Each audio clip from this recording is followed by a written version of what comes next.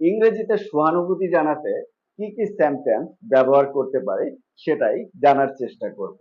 প্রথমত বলতে পারি I am sorry, what a bad luck, মানে আমি দুঃখিত, কি দুর্ভাগ্য।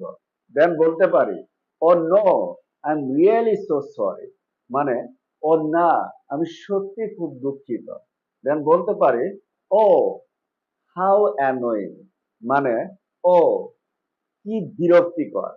দেন বলতে পারি ও হাউ আপসেটিং, মানে ও কি হতাশাজনক। দেন বলতে পারি oh I can feel your pain, মানে ও আমি তোমার যন্ত্রণা বুঝতে পারছি। দেন বলতে পারে I feel sorry for you, মানে আমার তোমার জন্য কষ্ট হচ্ছে।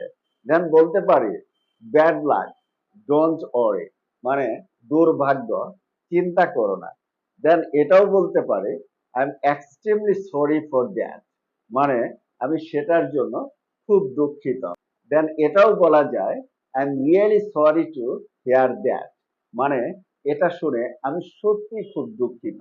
এই সেন্টেন্স গুলোর যে কোনো একটি ব্যবহার করে আপনি ইংরেজিতে সহানুভূতি জানাতে পারেন। তো ভিডিওটি থেকে কিছু শেখার থাকলে অবশ্যই লাইক, কমেন্ট এবং শেয়ার করুন। আর এখনো যদি ফলো বা সাবস্ক্রাইব বাটনে ক্লিক করে না থাকেন তাহলে এক্ষুনি ফলো বা সাবস্ক্রাইব বাটনে ক্লিক করুন সবার আগে নতুন ভিডিও পেতে। So that's the end of the video. Thanks for watching with patience. Goodbye.